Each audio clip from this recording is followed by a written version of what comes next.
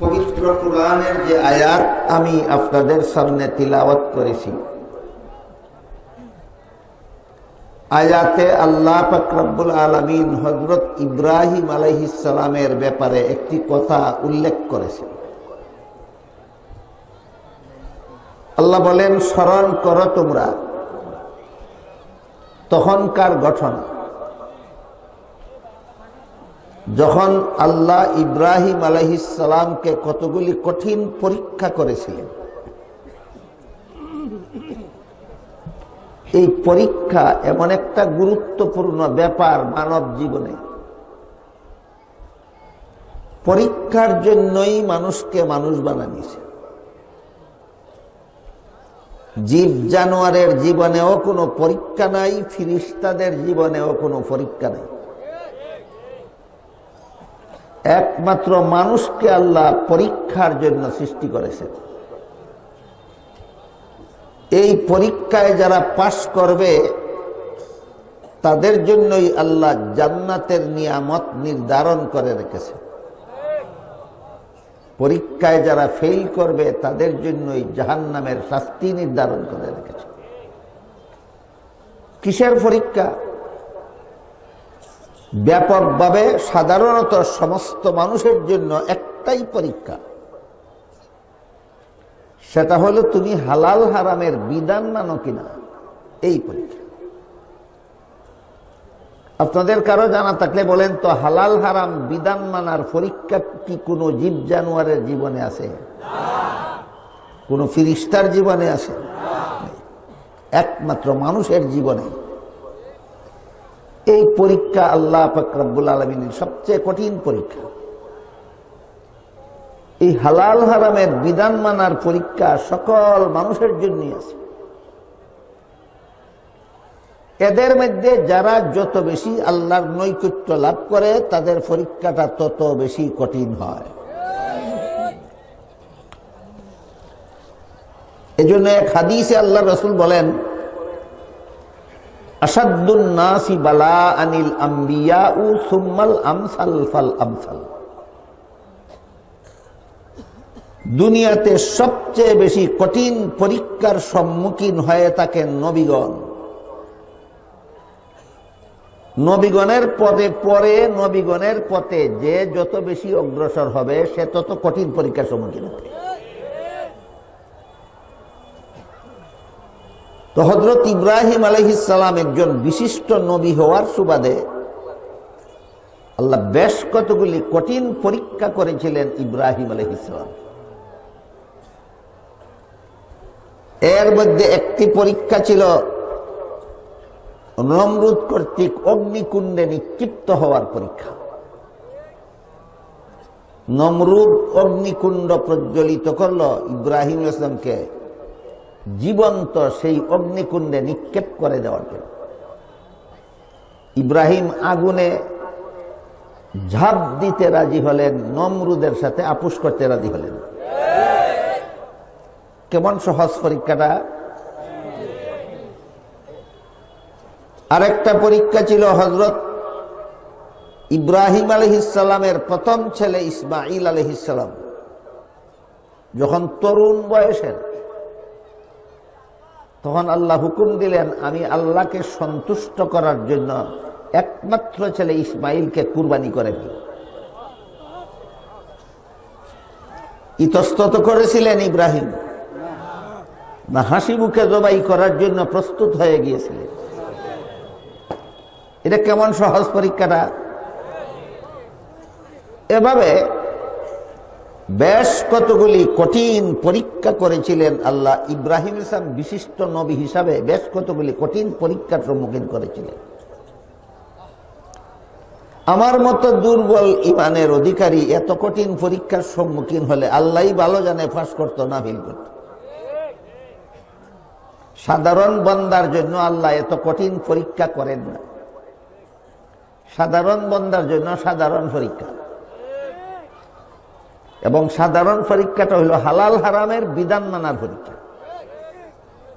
এটা আমাদের সারা জীবন মনে রাখতে হবে যে সাধারণ মানুষের জন্য আল্লাহ কোন পরীক্ষাটা রাখছেন? ছেলে জবাই করার পরীক্ষা?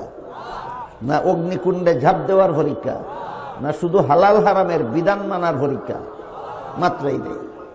সাধারণ মানুষের পরীক্ষা একটাই, তুমি হালাল হারামের বিধান মানো কিনা, এইটাই তোমার পরীক্ষা। তো আল্লাহ বলেন স্মরণ করো তখনকার ঘটনা, যখন ইব্রাহিম আলাইহিস সালামকে আল্লাহ কতগুলি কঠিন পরীক্ষা করেছিলেন। পরীক্ষাগুলিতে পাশ করার পর আল্লাহ ইব্রাহিম আলাইহিস সালামকে বলেছিলেন, আমি আপনাকে মানুষের ইমাম বানাবো। এই ইমাম সম্পর্কে কিছু কথা আমাদের জানা দরকার।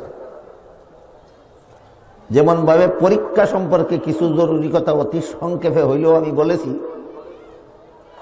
সাধারণ মুসলমানের সাধারণ পরীক্ষা, হালাল হারামের বিধান মানার পরীক্ষা, আর বিশেষ বান্দাগণের বিশেষ বিশেষ কঠিন পরীক্ষা। ঠিক তেমনি ভাবে মানুষের ইমাম সম্পর্কেও কিছু জরুরি কথা আছে। আয়াতের ব্যাখ্যায় উল্লেখ আছে তাফসীরের কিতাবাদিতে, যে মানুষের ইমাম হওয়ার যোগ্যতা রাখেন দুই শ্রেণীর লোক। প্রথম শ্রেণীর লোকগণ হলেন নবীগণ, আর দ্বিতীয় শ্রেণীর লোকগণ হলেন আলেমগণ। আলেমগণ এবং নবীগণ ছাড়া সাধারণ মানুষের ইমাম হওয়ার যোগ্যতা আর কারো মধ্যে নাই। কেউ যদি যাচাই করতে চান, পরীক্ষা করতে চান, বর্তমান দুনিয়াতে তো নবী পাবেন না, আলেম তো পাবেন। কোন আলেমকে ইমাম না বানাইয়া একজন জাহেলকে মাগরিবের নামাজের ইমাম বানাইয়া ইমামতিতে দেন, দেখবেন সূরা ফাতিহার মধ্যে কতগুলি ভুল পড়ে। তাহলে উদাহরণ বুঝে থাকলে বলেন, আলেমও না নবীও না এমন লোক কি মানুষের ইমাম হওয়ার যোগ্যতা রাখে? এমন লোক মানুষের ইমাম হওয়ার যোগ্যতা রাখে না। না নামাজের ইমাম হওয়ার যোগ্যতা রাখে, না সমাজের ইমাম হওয়ার যোগ্যতা রাখে। যারা নবীও না আলেমও না, এরা নামাজের ইমাম হওয়ারও যোগ্য না, সমাজের ইমাম হওয়ারও যোগ্য না। সমাজের ইমাম হওয়ার যোগ্য না কেন? যিনি আলেমও না নবীও না, তাকে যদি সমাজের ইমাম বানান, সমাজের সেবক বানান, আমার মনে হয় একটা শব্দ আমি বললে আপনাদের বুঝতে অসুবিধা হবে না। সে সেবার নামে সেবন করবে। বলুন, যে নবীও না আলেমও না, তাকে সমাজের সেবক বানালে সেবা করবে না সেবন করবে? এর কোন দৃষ্টান্ত বাংলাদেশে নাই। তাহলে পরিষ্কার হয়ে গেল, যারা আলেমও না নবীও না, এরা না নামাজের ইমাম হওয়ার যোগ্যতা রাখে, না সমাজের ইমাম হওয়ার যোগ্যতা রাখে।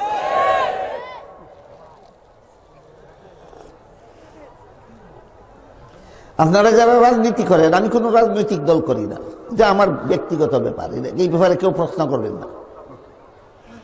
আপনারা যারা রাজনীতি করেন, আপনাদেরকে আমি আরেকভাবে বলতে পারি। বাংলাদেশে পালাক্রমে দুইটা দল ওই গদিতে যায়, তৃতীয় কোন দল গদির দ্বারে কাছে যাইতে হইল দুই দলের কোন দলের লেজও দৌড়ে যাওয়ার লাগে। তাহলে ডাইরেক্ট গদিতে যায় তৃতীয় কোন দল না দুইটা দল? দুইটা দল। এই দল গদিতে গিয়া কয় হেই দলে দেশটা লুটতে খাইছিল, আর হি দল গদিত গিয়া কয় ই দলে দেশটা লুটতে খাইছে। দুনো দলের কথা সত্য হইয়া থাকলে আসল ঘটনাটা কি হয়েছে? একটাও সমাজের ইমাম হওয়ার যোগ্যতা রাখে না। এখন পরিষ্কার হয়েছে নি? যারা নবীও না আলেমও না, এরা মানুষের ইমাম হওয়ার যোগ্য না। কেন যোগ্য না?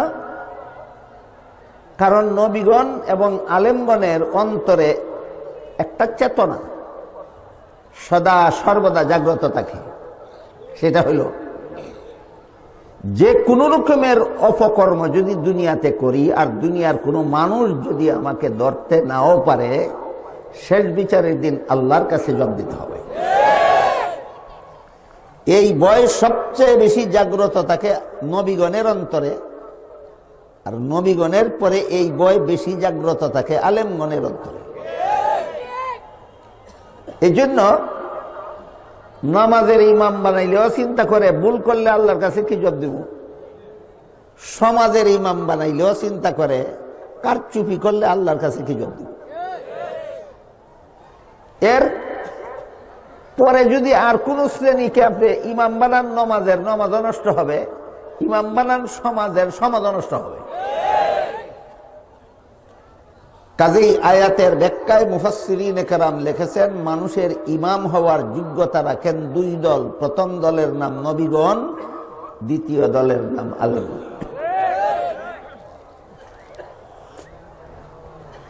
ইব্রাহিম আলাইহিস সালামকে আল্লাহ বললেন, আপনাকে আমি মানুষের ইমাম বানাবো। আপনারা কি মনে করেন দ্বিতীয় প্রকার ইমাম বানাবেন বলেছেন না প্রথম প্রকার? প্রথম প্রকার ইমাম কারা? নবীগণ। তাহলে সারমর্ম দাঁড়ালো, ইব্রাহিম আলাইহিস সালাম কঠিন পরীক্ষাগুলিতে পাশ করার পরে আল্লাহ ইব্রাহিম আলাইহিস সালামকে বললেন, আপনাকে আমি নবী বানাবো।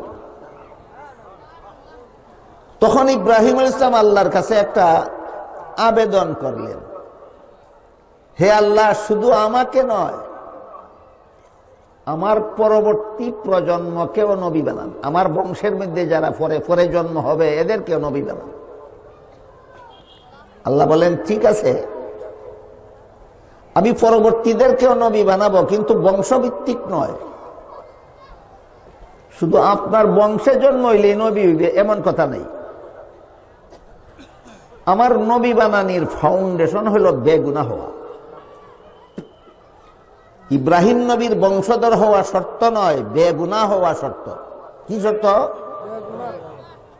এই কথাটাই আল্লাহ বললেন, লা ইয়ানালু আহদিজ যালিমিন, নবুয়তের পদ আমি গুনাহগারদেরকে দান করি না। নবুয়তের পদ আমি গুনাহগারদেরকে দান করি না। এর একটা উদাহরণ দেখুন। ইব্রাহিম আলাইহিস সালামের প্রথম ছেলের নাম ছিল ইসমাঈল আলাইহিস সালাম, দ্বিতীয় ছেলের নাম ছিল ইসহাক আলাইহিস সালাম। ইসহাক আলাইহিস সালামের এক ছেলের নাম ছিল ইয়াকুব আলাইহিস সালাম। ইয়াকুব আলাইহিস সালামের 12 ছেলে ছিল। 11 নম্বর ছিলেন ইউসুফ আলাইহিস সালাম। ইউসুফ আলাইহিস সালামের বড় ছিলেন আরো 10 জন। এই 10 জনের 10 জনই প্রথম জীবনে গুনাহ করছে। 10 জনের 10 জনই প্রথম জীবনে কতলা গুনার হিসাব দিব আমি। একটা গুনাহ হইল বাবারে শিকারও যাইতেছে, কইয়া দুঃখা দিয়া নিয়া ইউসুফ নবীরে কুয়ায় নিক্ষেপ করে দিছে। 2 নম্বর কোয়াত ফালাইয়া বিকালে বাবারে গিয়া কয় বাগে খাইয়া লিছে। 3 নম্বর কাফেলার লোকেরা ইউসুফ সাহেবরে কোয়াত থেকে উঠানির পরে এদের নিজেদের গুলাম কইয়াবে চালাইছে। গুলি গুনাহ নয়, একটা দুইটা গুনাহ করছে না। ইয়াকুব আলাইহিস সালামের বড় 10 ছেলে শুধু ইউসুফ আলাইহিস সালামের উপর নির্যাতন চালাতে গিয়া অসংখ্য গুনাহ করেছে। একটারেও আল্লাহ নবী বানাইছে না, একটারেও। ওই লা ইয়ানালু আহদিজ যালিমিন, গুনাহগারদেরকে নবী বানাই না।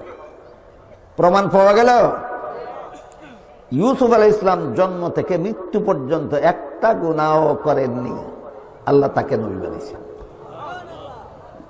কাহিনী বুঝে থাকলে বলুন, আল্লাহ কাকে নবী বানান, কাকে বানান না? আজীবন বেগুনাহ হলে আল্লাহ নবী বানান। জীবনে একটা গুনাহ যে করে, তুমি গুনাহ পরে তওবা করে মাপ পাইতে পারবা, কিন্তু নবী হইতে পারবা না। কেউ যদি জীবনে একটা গুনাহ করে ফেলে আর যথারীতি তওবা করার কারণে আল্লাহ মাফ করে দেয়, মাফ করে দেওয়ার কারণে গুনার শাস্তি হবে না তোমার, কিন্তু নবী হওয়ার দরজা তোমার জন্য বন্ধ।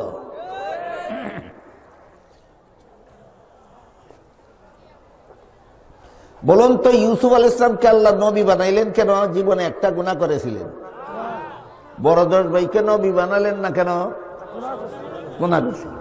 এই কথাটাই ইব্রাহিম আলাইহিস সালামের প্রস্তাবের জবাবে আল্লাহ বলে দিলেন, লা ইয়ানালু আহদিজ জালিমিন, নবুয়তের পদ আমি কোনো গুনাহগারদেরকে দান করি না।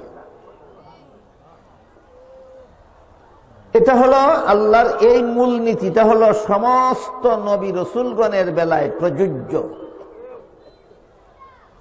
এক দুইজন নবীর বেলায় এই নিয়ম না, সকল নবীর বেলায়। আদম আলাইহিস সালাম থেকে নিয়ে আল্লাহ মুহাম্মদুর রাসূলুল্লাহ সাল্লাল্লাহু আলাইহি ওয়াসাল্লাম পর্যন্ত যত নবী রাসূল দুনিয়াতে পাঠাইছেন, সমস্ত নবী রাসূলগণের জন্য আল্লাহ একটা সার্বজনীন মূলনীতি ঘোষণা দিয়া দিলেন, গুনাহগারদেরকে নবী বানাই না, যাদেরকে নবী বানাই এরা জীবনে কোনোদিন গুনাহ করে না। কিন্তু দুঃখের বিষয়, দীর্ঘদিন যাবৎ মুসলমান সমাজে কিছু লোক আঙ্গুলে গোনার মতো দুই চারটা লোক এমন পাওয়া যায় যারা বিভিন্ন নবীর জীবনের বিভিন্ন ঘটনাকে মন গড়া ব্যাখ্যা করিয়া নবীরে গুনাহগার সাজায়। বিভিন্ন নবীর জীবনের বিভিন্ন ঘটনারে শুদ্ধ ব্যাখ্যা করিয়া না ভ্রান্ত ব্যাখ্যা করিয়া, ভুল ব্যাখ্যা করিয়া নবীরে গুনাহগার সাজায়। যে সমস্ত নবীদেরকে এই সমস্ত পাপিষ্টরা গুনাহগার সাজায়, এই সমস্ত নবীগণের মধ্যে প্রথম নম্বরে রয়েছেন হযরত আদম আলাইহিস সালাম। যেসব নবীদের জীবনের বিভিন্ন ঘটনারে ভুল ব্যাখ্যা করে যারা গুনাহগার সাজায়, এই সমস্ত নবীদের এক নম্বরে আছেন আদম আলাইহিস সালাম। আমরা যে সমাজে বর্তমানে বাস করি, এই সমাজেও এমন যথেষ্ট মুসলমান পাওয়া যাবে যারা আদম আলাইহিস সালামকে গুনাহগার মনে করে। পরে আল্লাহ মাফ করে দিয়েছেন ভিন্ন কথা, কিন্তু আগে তিনি গুনাহ করেছিলেন এই বিশ্বাস এখনো অন্তরে রাখে। আল্লাহ পরে মাফ করে দিয়েছেন সেটা ভিন্ন কথা, কিন্তু আগে তিনি গুনাহ করেছিলেন এটা মনে করে। এই ধরনের যারা আদম আলাইহিস সালামকে গুনাহগার মনে করে, এরা আদম আলাইহিস সালামের জীবনের একটা ঘটনাকে মন গড়া ভাবে ব্যাখ্যা কইরা গুনাহগার সাব্যস্ত করে। কি সেই ঘটনা? ঘটনাটা হলো, আল্লাহ আদম আলাইহিস সালামকে জান্নাতে দিয়া বলছিলেন, জান্নাতের যেখানে ইচ্ছা বসবাস করো, সব রকমের ফলমূল খাও, শুধুমাত্র একটি গাছের ফল খেতে নিষেধ করেছিলেন। ঘটনা কিন্তু কোরআনে বর্ণিত আছে। কিন্তু শেষ পর্যন্ত ইবলিসের দুখায় পরে আদম জান্নাতে নিষিদ্ধ গাছের ফল খাইছিলেন। এই পর্যন্ত ঘটনা কোরআনের বিভিন্ন আয়াতে আছে। এই ঘটনাটাকে যারা আদমকে গুনাহগার সাজায়, এরা ঘটনাটাকে এভাবে ব্যাখ্যা করে। ব্যাখ্যাটা হইল, আল্লাহর আদেশ নিষেধ লঙ্ঘন করার নাম ওই গুনাহ। আল্লাহর আদেশ নিষেধ লঙ্ঘন করার নামই গুনাহ। আর আদম তো লঙ্ঘন করলেন, এই নিষেধ করছিলেন খাইও না, খাইছেন, তো লঙ্ঘন তো করলেন ওই। কাজেই আল্লাহর নিষেধ লঙ্ঘন করে আদম গুনাহগার হলেন। এইভাবে ব্যাখ্যা করে তারা আদম আলাইহিস সালামকে গুনাহগার সাব্যস্ত করে। এইভাবে আমাদের মুসলমান সমাজের মধ্যে যারা আদম আলাইহিস সালামকে গুনাহগার সাব্যস্ত করে, এরা সবাই জান্নাতে আদমের নিষিদ্ধ গাছের ফল খাওয়াটাকে কারণ হিসাবে উল্লেখ করে। নিষিদ্ধ গাছের ফল খাওয়ার কারণে তিনি গুনাহগার। আমি আগেই বলেছি, ব্যাখ্যাটা শুদ্ধ নয়, ব্যাখ্যাটা ভুল। শুদ্ধ ব্যাখ্যাটা আমি একটু পরে বলতে চাই। এর আগে বলতে চাই, আদম আলাইহিস সালামকে এভাবে গুনাহগার সাব্যস্ত করার এই ভ্রান্ত মতবাদ মূলত খ্রিস্টানেরা উদ্ভাবন করেছিল। এটা মুসলমানি মতবাদ নয়, এটা খ্রিস্টানি মতবাদ। নবীগণকে গুনাহগার সাব্যস্ত করা ইসলামী মতবাদ নয়। সব কথা সকলের মনে রাখা সম্ভব নয়, সব কথা একদিনে বলাও সম্ভব নয়। এজন্য যেই মূল্যবান কথাগুলি সমস্ত মুসলমানের জীবন ভর মনে রাখা দরকার, এই কথাগুলি আমি চিহ্নিত করে দেই। এর মধ্যে একটা হলো নবীগণকে গুনাহগার সাব্যস্ত করা ইসলামী মতবাদ নয়। এই কথাটা মনে রাখবেন জীবনভর। কোন নবীকে গুনাহগার সাব্যস্ত করা ইসলাম ধর্মের মতাদর্শ নয়। স্মরণ থাকবো সারা জীবন। যারা করে এরা খ্রিস্টানদের কাছ থেকে মতবাদটা আমদানি করছে। আদম নবীর নিষিদ্ধ গাছের ফল খাওয়ার ঘটনাকে কারণ হিসাবে উল্লেখ করে যারা আদম নবীকে গুনাহগার সাব্যস্ত করে, এটা ইসলাম থেকে মতবাদ গ্রহণ করেছে না খ্রিস্টানদের কাছ থেকে আমদানি করেছে? খ্রিস্টানদের কাছ থেকে কিভাবে আমদানি হলো এবার শুনুন। বাংলাদেশের স্বাধীনতা লগ্ন থেকেই বাংলাদেশে একটা খ্রিস্টান সংগঠন বাংলাদেশের মুসলমানদের মধ্যে খ্রিস্ট ধর্ম প্রচারের কাজ চালিয়ে যাইতেছে। সংগঠনটার নাম হলো খ্রিস্টান মিশনারি বাংলাদেশ। খ্রিস্টান মিশনারি বাংলাদেশের পক্ষ থেকে আপনাদেরকে খ্রিস্টান বানাবার জন্য অসংখ্য অগণিত বই, পুস্তক, পুস্তিকা তারা প্রকাশ করেছে। এই সমস্ত বইয়ের মধ্যে একটা বইয়ের নাম দিছে তারা কোরআনের আলোকে বেহেশতে যাওয়ার পথ। বান্দরেরা বইয়ের নামটা এমন শব্দ দিয়া দিছে যে নামটা দেখলে কোনো মুসলমান কল্পনাও করবে না যে এটা কোনো খ্রিস্টানের লেখা বই। বান্দরামি পূর্ণ শব্দ চয়ন করে বান্দরেরা বইয়ের নাম দিছে কোরআনের আলোকে বেহেশতে যাওয়ার। এমন নাম দেখলে কোন মুসলমানে না পড়ব? এই বইয়ে প্রথমে যেই কথাটা লিখেছে সেটা হলো প্রথম মানুষ প্রথম পাপিষ্ট। প্রথম মানুষ আদম প্রথম পাপিষ্ট। আপনারা বলুন, আদম শুধু প্রথম মানুষ না প্রথম নবীও? হ্যাঁ, প্রথম মানুষও প্রথম নবীও। কি ছিল বইয়ে লেখে খ্রিস্টানেরা, কি ছিল আদমের পাপ? জান্নাতে নিষিদ্ধ গাছের ফল খাওয়া ছিল আদমের পাপ। খ্রিস্টানদের লেখা বইয়ের কথাটা বুঝে থাকলে আপনারা বলেন, জান্নাতে নিষিদ্ধ গাছের ফল খাওয়া ছিল আদমের পাপ, এটা কি মুসলমানরা উদ্ভাবন করেছে এই মতবাদ না খ্রিস্টানেরা উদ্ভাবন করেছে? মুসলমান সমাজে যারা প্রচার করে এরা খ্রিস্টানদের থেকে আমদানি করার পর প্রচার করা শুরু করেছে। তারপরে 2 নম্বর যেই কথাটা এই বইয়ে লেখছে সেটা হলো এই পাপিষ্ট আদমের বংশে পরবর্তীতে যতগুলি নবী জন্ম হয়েছে সবগুলি নবী জন্মগত পাপিষ্ট। কি ছিল অন্য নবীদের পাপ? পাপিষ্ট আদমের বংশে জন্ম হওয়াটাই অন্য নবীদের পাপ। জন্ম কি কেউ নিজের ইচ্ছায় হয়? তাহলে জন্ম হওয়াটা জন্মগ্রহণকারীর পাপ হয় কিভাবে? ধর্মের নামে, এইটারই কয় ধর্মের নামে গাঞ্জা করি। এগুলি ধর্ম না গাঞ্জা করি? জন্মগ্রহণকারী তো নিজের ইচ্ছায় জন্ম হয় না, জন্ম হয় আল্লাহর ইচ্ছায়। কাজেই পাপিষ্ট আদমের বংশে জন্ম হওয়াটা অন্যান্য নবীর পাপ হইল কিভাবে? এটা তো কোনো ধর্মের কথা হতে পারে না, এটা একটা গাঞ্জা করি কথা ছাড়া আর কিছু না।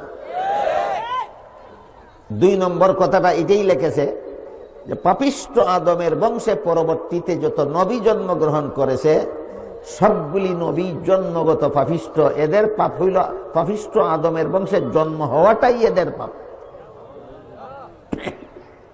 তারপরে 3 নম্বর কথাটা যেটা লেখছে এটা হলো শেষ পর্যন্ত আল্লাহ একজন নবীকে বেগুনাহ বানাবার জন্য পাপিষ্ট আদমের বংশে জন্ম না দিয়া আল্লাহ নিজের ঔরসে জন্ম দিলেন। ইনি হলেন হযরত ঈসা আলাইহিস সালাম। ঈসা আলাইহিস সালাম পাপিষ্ট আদমের বংশে জন্ম হইছেন না, স্বয়ং আল্লাহর বংশে জন্ম হইছেন।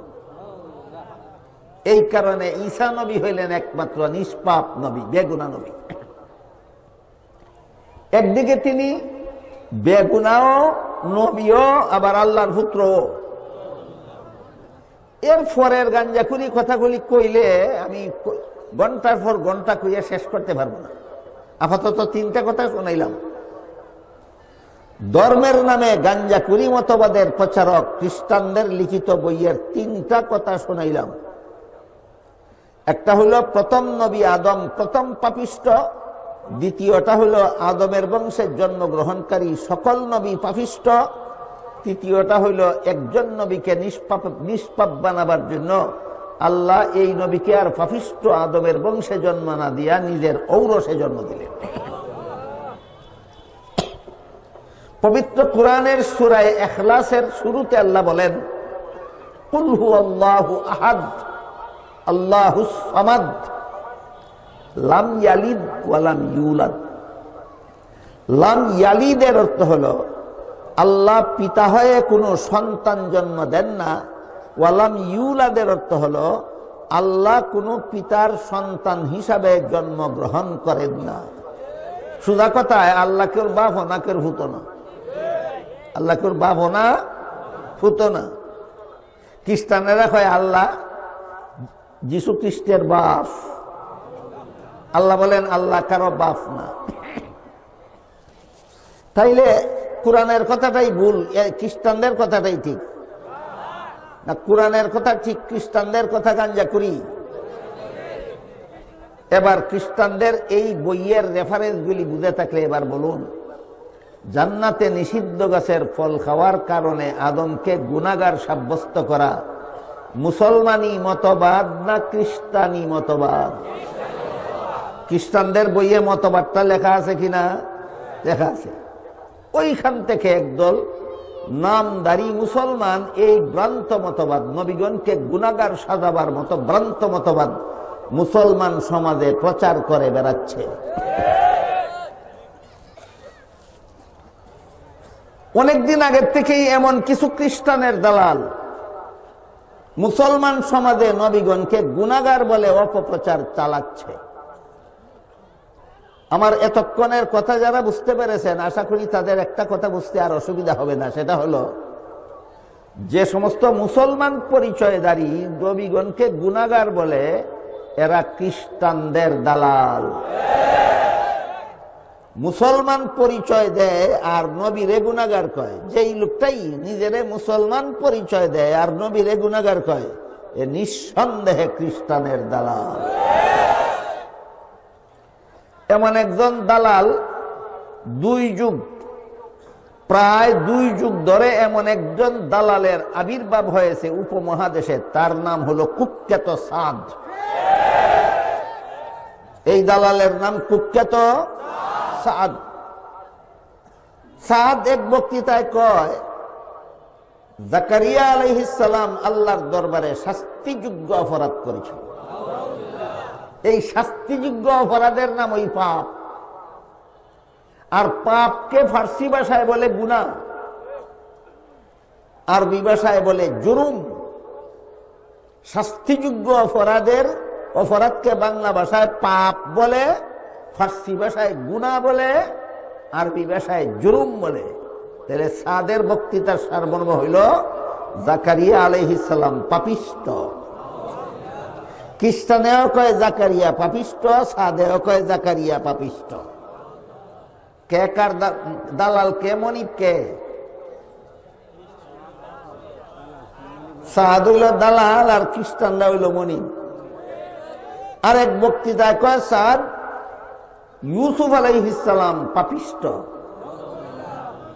আরেক বক্তৃতায় কয় মুসা আলাইহিস সালাম পাপিষ্ট। আরেক বক্তৃতায় কয় স্বয়ং মুহাম্মদুর রাসূলুল্লাহ সাল্লাল্লাহু আলাইহি ওয়াসাল্লাম পাপিষ্ট। এখন সাদের ব্যাখ্যাই বলেন আর খ্রিস্টানদের ব্যাখ্যাই বলেন, একটু সময়ের জন্য যদি আপনারা এই দালাল মনিবের অপব্যাখ্যাটা মাইনা নেন, একটু সময়ের জন্য, দালাল হইল সাদ আর মনিব হইল খ্রিস্টান। এই দালাল মনিবের অপব্যাখ্যাটা একটু সময়ের জন্য যদি মাইনা নেন যে জাকারিয়া আলাইহিস সালাম পাপিষ্ট, ইউসুফ আলাইহিস সালাম পাপিষ্ট, মুসা আলাইহিস সালাম পাপিষ্ট, মুহাম্মদুর রাসূলুল্লাহ সাল্লাল্লাহু আলাইহি ওয়াসাল্লাম পাপিষ্ট, একটু সময়ের জন্য যদি মাইনা নেন, স্মরণ করুন ইব্রাহিম আলাইহিস সালামকে আল্লাহ কি বলেছিলেন? লা ইয়ানালু আহদিজ জালিমিন। গুনাহগারদেরকে নবী বানাই না, গুনাহগারদেরকে নবী বানাই না, গুনাহগারদেরকে নবী বানাই না। এই ব্যাখ্যাটা আল্লাহর সার্বজনীন মূলনীতির সাথে সাংঘর্ষিক কিনা, এইটাই প্রমাণ। তোমাদের ব্যাখ্যা বল, তোমাদের ব্যাখ্যা আল্লাহর সামগ্রিক মূলনীতির সাথে সাংঘর্ষিক। তোমাদের ব্যাখ্যার দ্বারা আল্লাহর মূলনীতি ঠিকানা, মূলনীতি লঙ্ঘন হয়। তাইলে কি বলতে হবে আল্লাহ ভুল বলেছেন, তোমরাই ঠিক বলেছ? বলতে হবে? বললে ঈমান থাকবে? আল্লাহ যে বললেন গুনাহগারদেরকে নবী বানাই না, এটা আল্লাহ ভুল কইছে?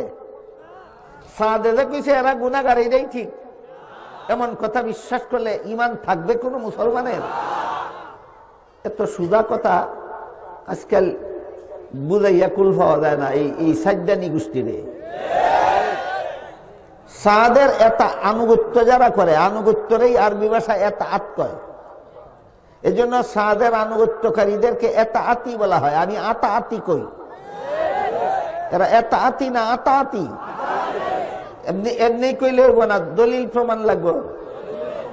2018 সালের 1 ডিসেম্বর, 2018 সালের 1 ডিসেম্বর টঙ্গীর ময়দানে এই গোষ্ঠী আতাআতি করে একজন শহীদ তবলিগপন্থীরে শহীদ করেছিল।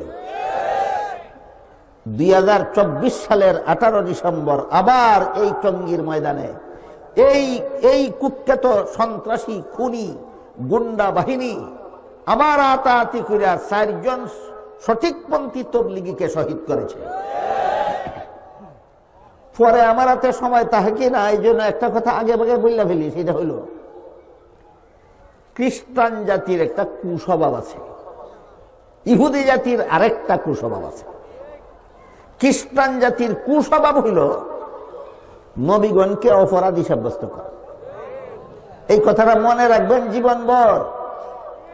খ্রিস্টান জাতির একটা জাতিগত বৈশিষ্ট্য আছে, আমরা সিলেটি ভাষায় কয়ে খাচ্চত। খাচ্চত ছিলেন?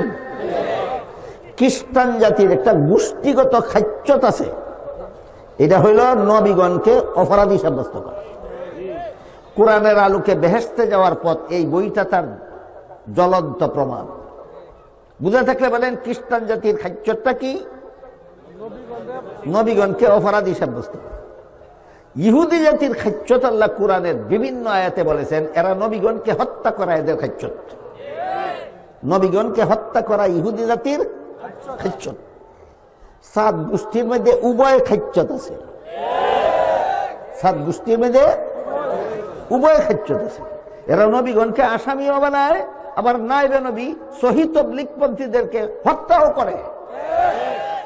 সুতরাং এরা তবলিগী নয়, এরা আন্তর্জাতিক বিশ্বজুড়া আন্তর্জাতিক তবলিগকে বিশ্ব মানবতার দৃষ্টিতে কলঙ্কিত করার জন্য সন্ত্রাসী ভূমিকায় অবতীর্ণ হয়েছে। এরা গুন্ডা, এরা ডাকাত, এরা খুনি। সাজ্জানীরা গুন্ডা, সাজ্জানীরা ডাকাত, সাজ্জানীরা খুনি। খুনের মামলা হয়েছে আদালতে। আপনাদের এলাকায় যদি কোনো সাজ্জানী ওই দিন টঙ্গী গিয়া থাকে, এইগুলির নাম তালিকা করিয়া এই আদালতে দাখিল করে দিবেন, দেখা এই মামলা যারা করছে বাদ দিয়ে।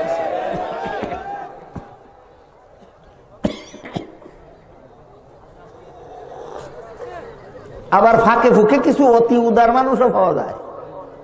অতি উদার কেমন? বলে হুজুর দুনো দলিত আল্লাহ বিল্লাহ করে, দুনো দলিত দাওয়াত তবলিগের কাজ করে, এক মিল্লা জিল্লা চলে দেন গা, বাগাবাগি করে চলে দেন গা। হেরারে গেলেন 3 দিন, আপনারা নেন গে 4 দিন। আপনারা একটা কিচ্ছা কইস দেন। একটা শিশু সন্তান লইয়া 2 বেডি লাগছে কাজ্জা। দুনো বেডিও কয় এটা আমার, ই বেডিও কয় আমার, হি বেডিও কয় আমার। কোন বেডির এই প্রমাণ নাই। গেছে কাজীর দরবারে বিচারের জন্য, কোন বেডির প্রমাণ আছে নি? নাই। কাজীর দরবারে যখন বিচারের জন্য গেছে, কোন পক্ষের সাক্ষী প্রমাণ নাই, কাজী বিচার কেমনে করবো? কাজী অত্যন্ত বুদ্ধিমান ছিল। কাজী বলে দরকার নাই কাজ্জার, এক কাজ করো, এই সন্তানটারে আমি মাথার থেকে পাউ পর্যন্ত করার দিয়ে 2 টুকরা করে 2 লে দিয়া দিয়ে লিয়ে যাও। যেই বেডির সন্তান না হিবিডে কয় মানলাম, আর যেই বিধির সন্তানই বেটে কয় আল্লাহর দোয়াই লাগে, আমার নেওয়ান লাগতো না, তবু কেছো না।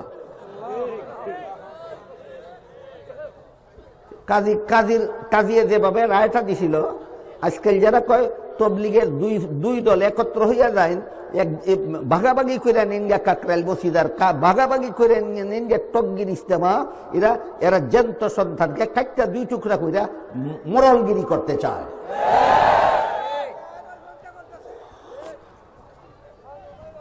আপনাদের কারো একটা সন্তানকে কাটটা দুই টুকরা করে আপনাকে আর আপনার বিবাদ দিতে চাইলে বিচারকে মানবেন? এটা যেমন মানবেন না, এই গুন্ডা বাহিনীর তবলিগ আর সহি তবলিগ ভাগাভাগি করা কোনো মুসলমান মানতে পারে না।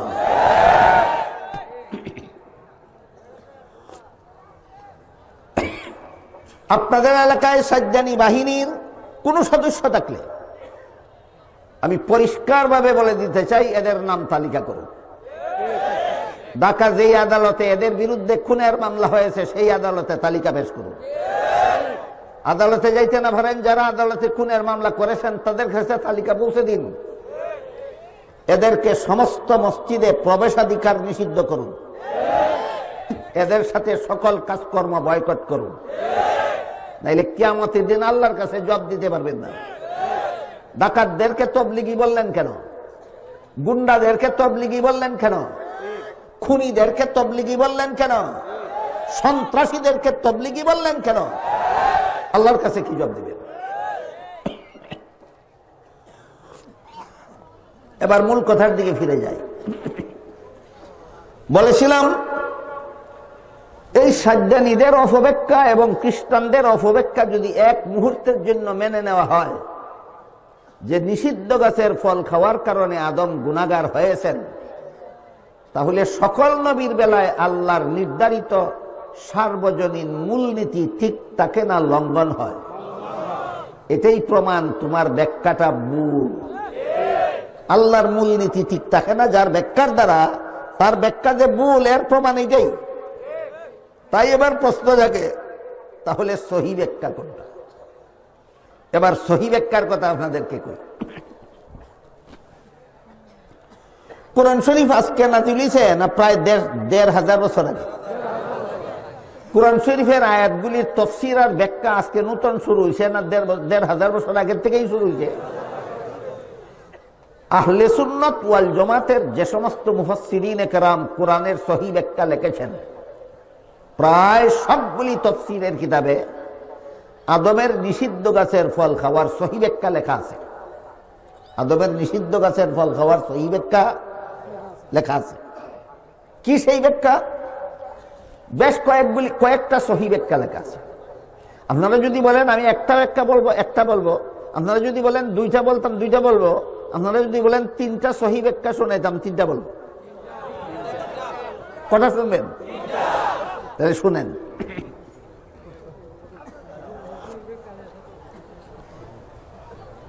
ইবলিস আদমকে কিভাবে ধোঁকা দিয়েছিল, এই ধোঁকার বিবরণ তাফসীরের কিতাবে লেখা আছে।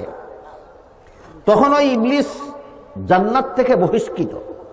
এটা আরেক তথ্যপূর্ণ ব্যাপার, যেটা সব মুসলমানের জানা থাকা দরকার। ইবলিস এক সময় আল্লাহর ইবাদত করতে করতে ৮০,০০০ বছর ইবাদত করেছিল। বলেন ইবলিস কতদিন আল্লাহর ইবাদত করছিল? সাজ্জানীরা ১,০০০ বছর চিল্লা দিছে। ইবলিসের যেই দশা, সাজ্জানীদের চিল্লারও সেই দশা। তাফসীরে কুরতুবী শরীফে লেখা আছে ইবলিস ৮০,০০০ বছর আল্লাহর ইবাদত করেছিল। এরপরে আল্লাহ ইবলিসকে সমস্ত পৃথিবীর রাজত্ব দান করেছিলেন। সারা পৃথিবীর শাসনকর্তা ছিল ইবলিস। আর আল্লাহ ইবলিসকে জান্নাতে বসবাস করার সুযোগ দান করেছিলেন। যখন বললেন আদমকে সেজদা দিয়ে সম্মান করো, তখন আল্লাহর হুকুমের বিরুদ্ধে দিল যুক্তি। আল্লাহর হুকুমের বিরুদ্ধে দিল যুক্তি। একটা যুক্তির কারণে আল্লাহ ইবলিসের ৮০,০০০ বছরের ইবাদতের সব ধ্বংস করে দিলেন, সমস্ত পৃথিবীর শাসন ক্ষমতা ছিনাইয়ে নিলেন, জান্নাত থেকে বহিষ্কার করে দিলেন। আর বলে দিলেন তুই চিরকালের জন্য অভিশপ্ত। এরপর থেকে ইবলিসের জান্নাতে প্রবেশ করার আর সুযোগ নেই।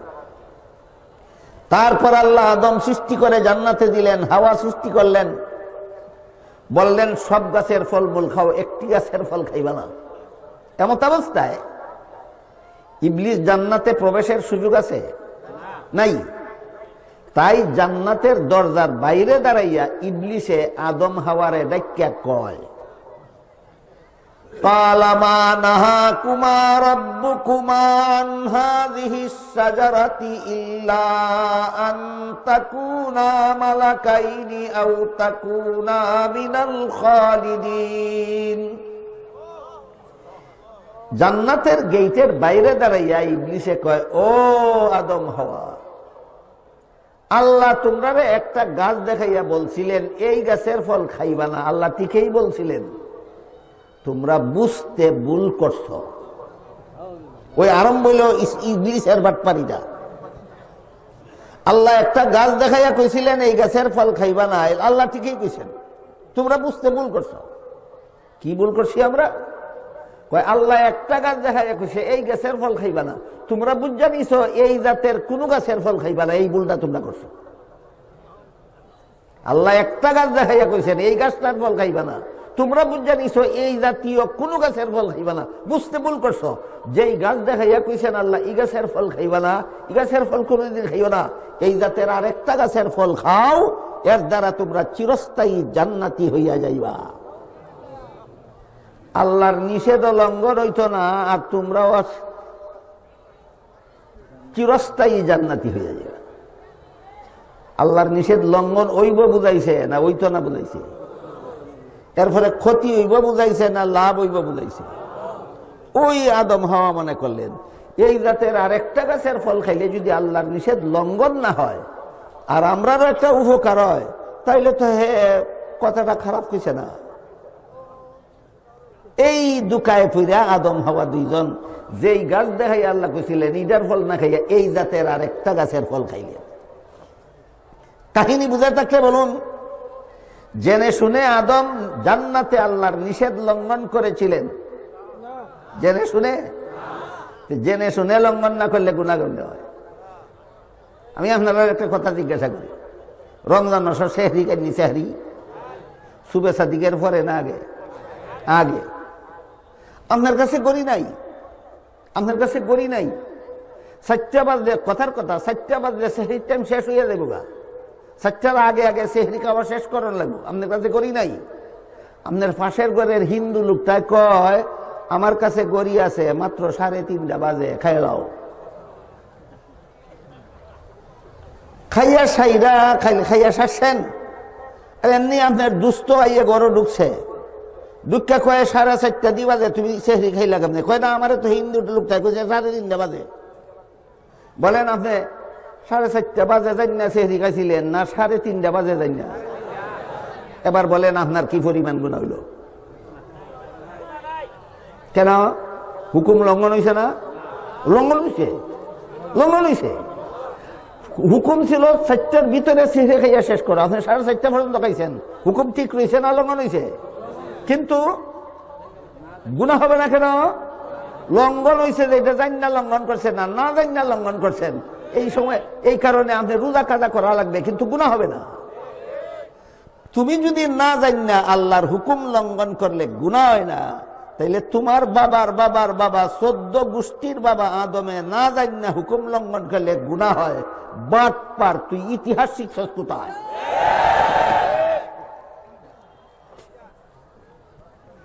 এই গেল একটা সহি ব্যাখ্যা, যে ব্যাখ্যা মতো আদম নিষিদ্ধ গাছের ফল খাবার দ্বারা গুনাহগার সাব্যস্ত হয় না।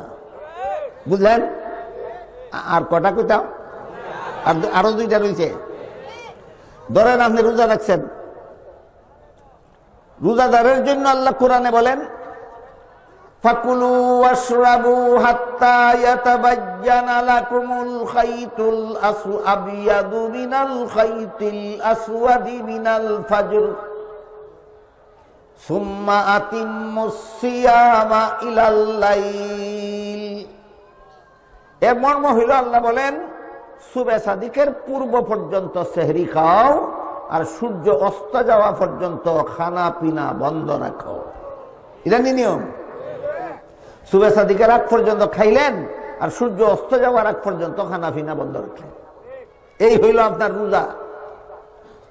দুপুরের সময় আপনি যে রোজা রাখছিলেন কথাটা বুইল্লা গেলেন না, বুইল্লা গিয়া কিছু খানা পিনা কইরেই লইলেন। মশালাটা কারো জানা থাকলে বলুন। রোজাদারে যে দুপুরের সময় খাইল, আল্লাহর নিষেধ কি রক্ষা হইল না লঙ্ঘন হইল? গুনাহ কি পরিমাণ হইল? দেখেন, হুকুম লঙ্ঘন হয়েছে কিন্তু গুনাহ হইছে না। কেন? জান্না শুনিয়া লঙ্ঘন করছি না, বুইল্লা লঙ্ঘন করছি, এই জন্য তো গুনাহ হইছে না। আল্লাহ কোরআনে বলেন নাসিয়া আদম, আদমেও বুইল্লা খাইয়া লইল। এই তুই বুইল্লা খাইলে গুনাহ হয় না, তোর বাপের বাপের বাপ, সদ্য গোষ্ঠীর বাপ আদমে বুইল্লা খাইলে গুনাহ হয়। তুই নবীর জীবনী শিখছস কোন বাটপারের কাছ থেকে?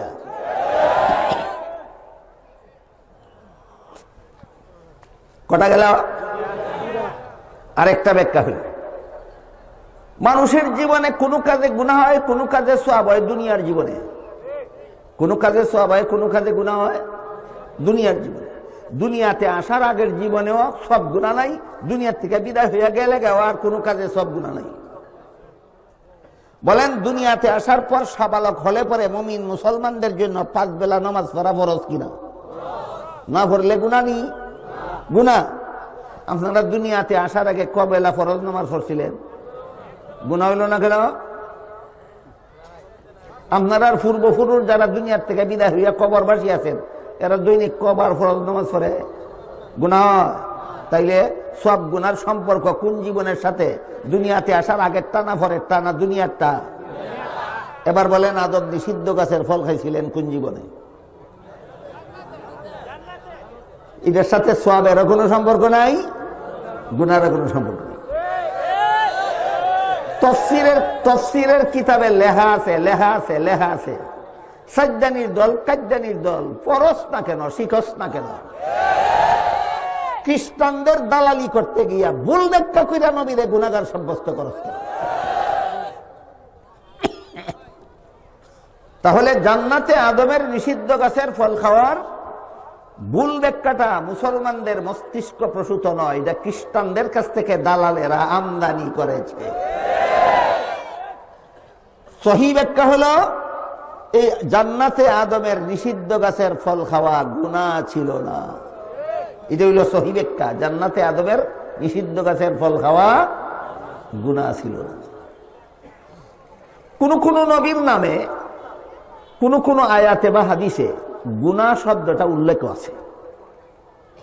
এই শব্দটারে যদি আপনি মূল অর্থে গ্রহণ করেন, আবার বলুন আল্লাহর সার্বজনীন মূলনীতি ঠিক থাকে না। এই জন্য আহলে সুন্নাত ওয়াল জামাতের মুফাসসিরিনে কেরামের লিখিত তাফসীরের কিতাবে উল্লেখ আছে, কুরআনে হাদিসে যত নবীর নামের সাথে গুনাহ শব্দ উল্লেখ আছে, মূল অর্থ ব্যবহার করলে আল্লাহর সার্বজনীন মূলনীতির সাথে যেহেতু সাংঘর্ষিক হয়, এই জন্য মূল অর্থ গ্রহণ করা ভ্রান্ত। এই সব ক্ষেত্রে রূপক অর্থ গ্রহণ করতে হবে। মূল অর্থ আর রূপক অর্থ এখন কেমনে বুঝাই আপনারা? দুইটা উদাহরণ দিই। যারা ব্যাকরণ মোটামুটি ভরছেন তারা তো মূল অর্থ রূপক অর্থ জানা থাকার কথা। মাদ্রাসার ছাত্ররাও তারার ভাষায় কয় হাকিকি মানা আর মাজাজি মানা, এরা জানা থাকার কথা। আলেমরা তো জানে নেই।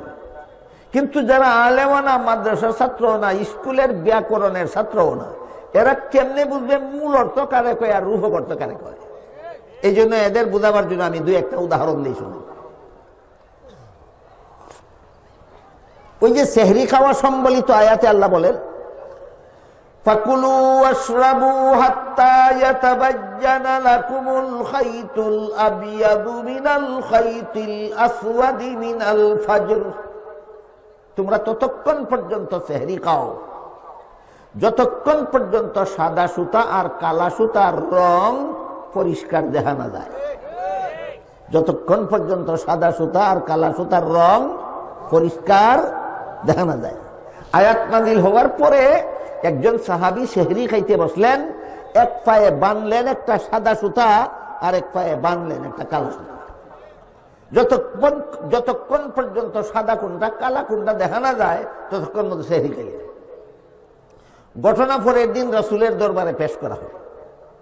আল্লাহ রসুল বলেন, সাদা সুতা আর কালো সুতা এখানে মূল অর্থে ব্যবহৃত নয়, রূপক অর্থে, অর্থাৎ অভিধানে সাদা সুতা যে অর্থে নির্ধারণ করছে, অভিধানে কালা সুতা যে অর্থে নির্ধারণ করছে, একটা বিশেষ সম্প্রদায় কর্তৃক এই অর্থে ব্যবহার না করে ভিন্ন অর্থে ব্যবহার করলে ওই ভিন্ন অর্থটাকে রূপক অর্থ বলা হয়।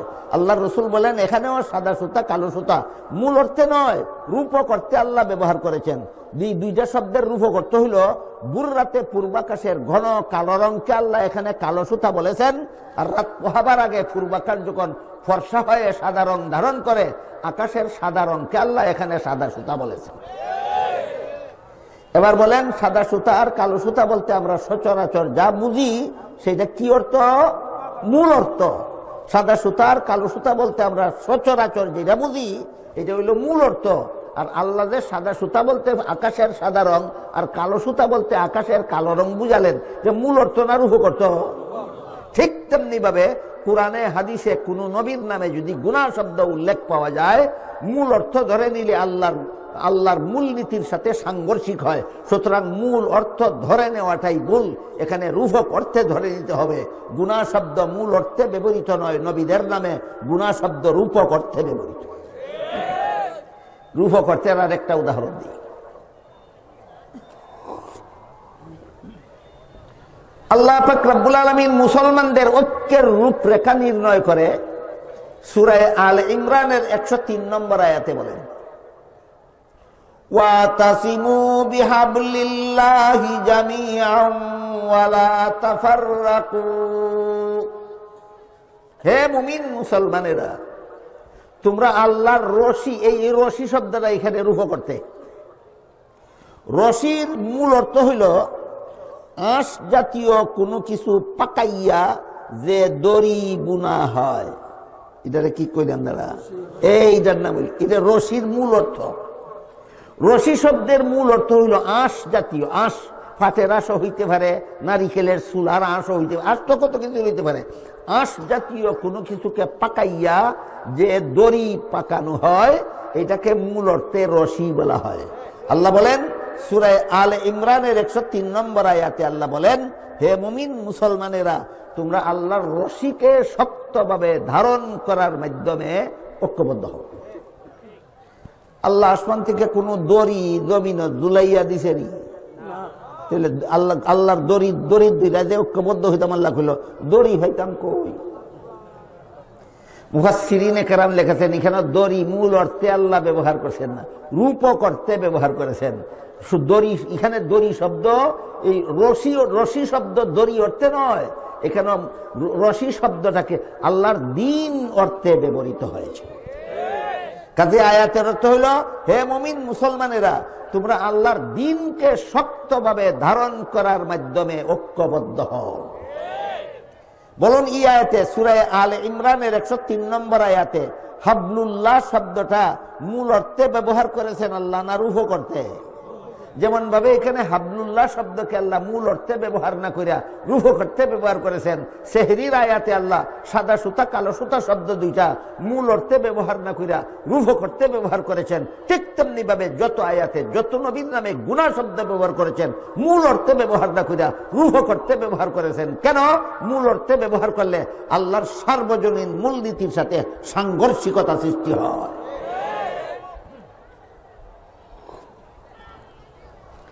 আপনারা বড় হুজুর আমারে কইতেন, আপনারা জানা তখন দরকার। আপনারা বড় হুজুর মধ্যে মধ্যে মনে আসেনি বড় হুজুরের কথা? আমি তো জানি এই তাফসীর সম্মেলন বড় হুজুরের অবদান। আপনারা বড় হুজুর মানে মাঝে মধ্যে কইতেন, মৌলানা বাংলাদেশে গ্রাম কটা? 68,000। প্রত্যেক গ্রামে গ্রামে যে তাফসীরুল কুরআন মহাসম্মেলন শুরু হইল, একটা সম্মেলনে এক একজন মুফাসসিরে তাফসীর করলে 68,000 গ্রামের জন্য কতজন মুফাসসিরের দরকার? আমি কইতাম 68,000 মুফাসসিরের দরকার। উনি জিজ্ঞাসা করতেন 68,000 মুফাসসির বাংলাদেশে আসেনি? আমি কইতাম নাই।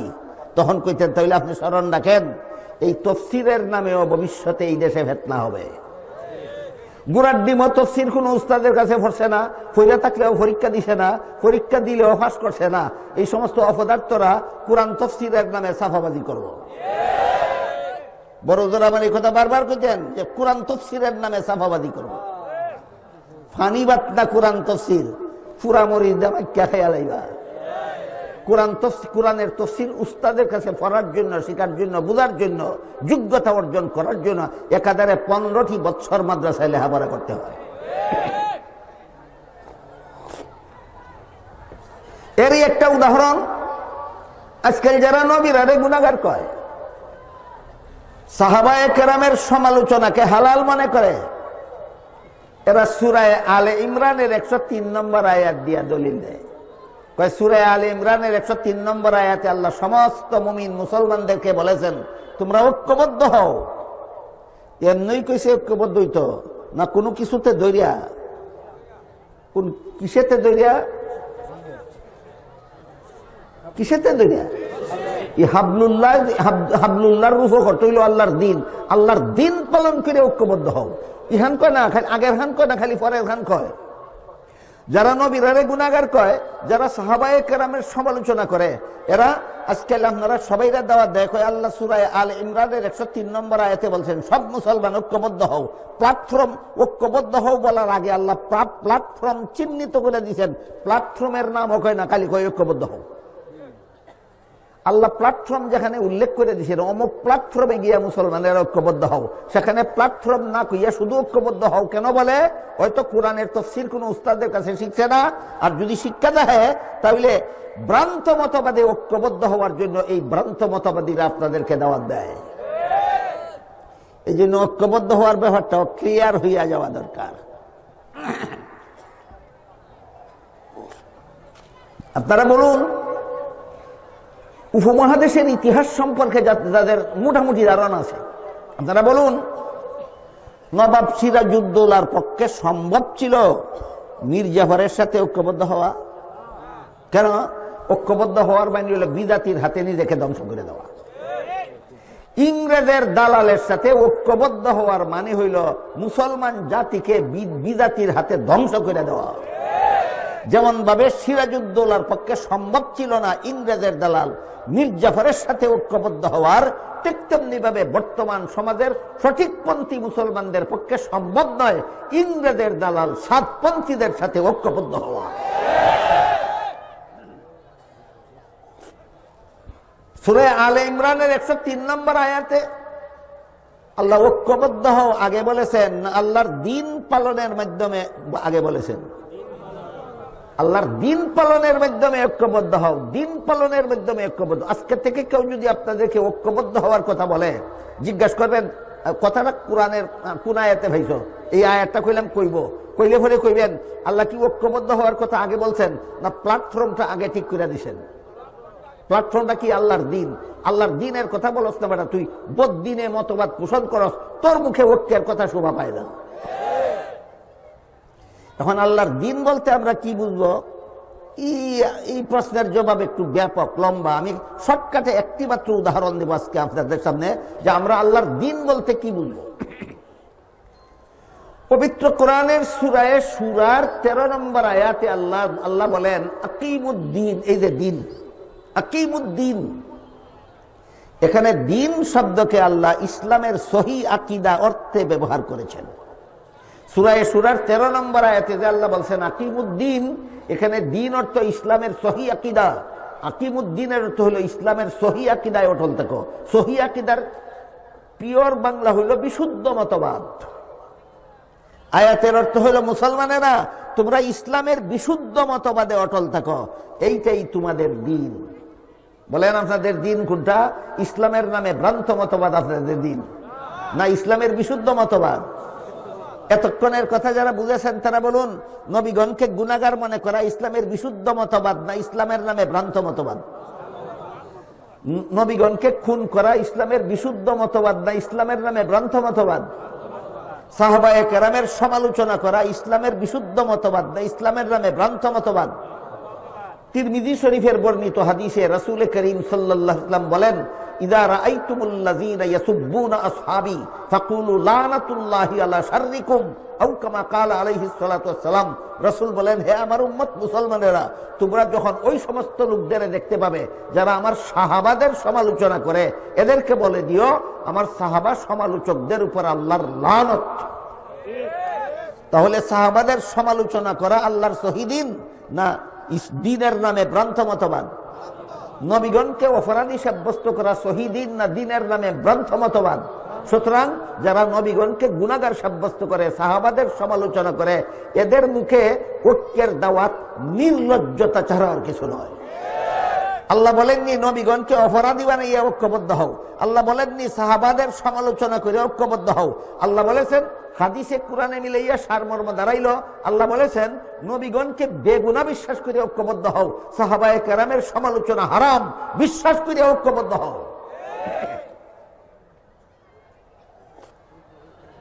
রূপ ও গর্তের দুইটা উদাহরণ দিলাম, একটা সাদা সুতা আর কালো সুতা, আর একটা হইল আল্লাহর রশি, আর একটা হইল আল্লাহর রশি। বুঝে থাকলে বলুন, সাদা সুতা কালো সুতা মূল অর্থে ব্যবহৃত হয়েছে না রূপ করতে? রূপ করতটা কি আকাশের সাদা রং আর কালো রং। আর সূরা আলে ইমরানের 103 নম্বর আয়াতে আল্লাহ বলেছেন আল্লাহর রশিকে ধারণ করার মাধ্যমে ঐক্যবদ্ধ হও। এখানে রশি মূল অর্থে না রূপ করতে? এখানে রশির রূপ করত কি আল্লাহর দিন, আল্লাহর দিন।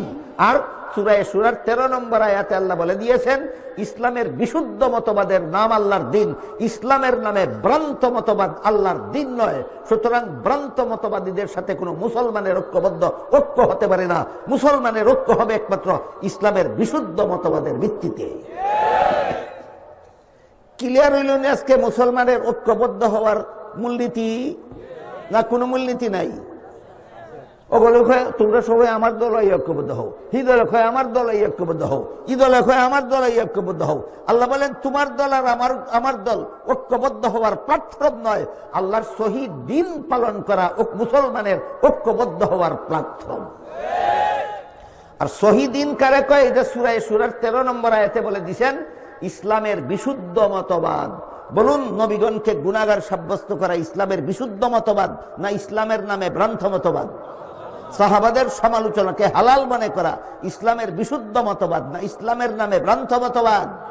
ভ্রান্ত মতবাদে ঐক্যবদ্ধ হওয়ার কথা আল্লাহ কোরআনে বলেননি, ইসলামের বিশুদ্ধ মতবাদে ঐক্যবদ্ধ হওয়ার কথা আল্লাহ কোরআনে বলেছেন।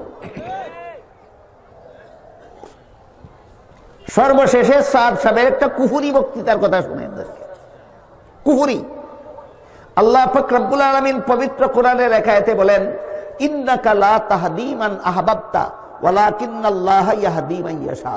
হে রাসূল করিম সাল্লাল্লাহু আলাইহি ওয়াসাল্লাম, আবু তালিব আপনার বড় মহব্বতের চাচা, তাই বলে আপনি তাকে হেদায়েত করে ফেলবেন? হতেই পারে না। হেদায়েত আমি আল্লাহ যারে চাই তারে করি। আয়াত বুঝে থেকে বলেন হেদায়েতের মালিক কে? রাসূল ফাটাইলেন কেন? মাধ্যম। হেদায়েতের মালিক হইলেন আল্লাহ, মাধ্যম হইলেন রসুল। হেদায়েতের মালিক হইলেন আল্লাহ, মাধ্যম হইলেন রসুল। রসুল পাঠাইছেন আল্লাহর হেদায়েত বুঝাইয়া দেওয়ার জন্য, হেদায়েত কইরা দেওয়ার জন্য। যদি রসুল পাঠাইতেন তাহলে আবু লাহাব কোনোদিন বেঈমান হইয়া মরতে পারতো না, আবু তালিব কোনোদিন বেঈমান হইয়া মরতে পারতো না, ইব্রাহিম আলাইহিস সালামের বাবা আজর কোনোদিন বেঈমান হইয়া মরতে পারতো না, নূহ আলাইহিস সালামের ছেলে কেনান কোনোদিন বেঈমান হইয়া মরতে পারতো না, হেদায়েতের মালিক যদি নবী হইতেন। কাজেই আল্লাহর কোন কাম, নবীর কোন কাম, এটা ক্লিয়ার হওয়া দরকার। হেদায়েত দান করার মালিক হইলেন আল্লাহ, আর বুঝাইয়া দেওয়ার মাধ্যম হইলেন নবীগণ, নবীর অবর্তমানে আলেমগণ, নবীর অবর্তমানে আলেমগণ। এই কথাটা বুঝলে পরে সাদের কুফুরি বক্তৃতারা বোঝা সহজ হবে। সাদ এক বক্তৃতায় বলে আল্লাহ যদি হেদায়েতের মালিক হইতেন তাইলে নবী ফাড়াইতেন না। এর মানে কি? হেদায়েতের মালিক আল্লাহ না। আল্লাহ বলেন হেদায়েতের মালিক আল্লাহ, কুখ্যাত সাহাদে কয় হেদায়েতের মালিক আল্লাহ না। সরাসরি আল্লাহর কোরআনের বিরুদ্ধে গেলনি বক্তৃতা। আল্লাহর কোরআনের বিরুদ্ধে বক্তৃতা দিলে মুসলমান থাকে? কাজেই এই সমস্ত কুফুরি বক্তব্য যেই কুখ্যাত লোকটা মুসলমান সমাজে প্রচার করে বেড়াচ্ছে, তার সাথে ঐক্য হওয়া তো দূরের কথা, তার দল কেন খুন করলো এই জন্য তাকে সহ তার দলের নেতাগুলি সহ ফাঁসি দেওয়া ছাড়া বাংলাদেশের 17 কোটি মুসলমান মানে না, মানবে না।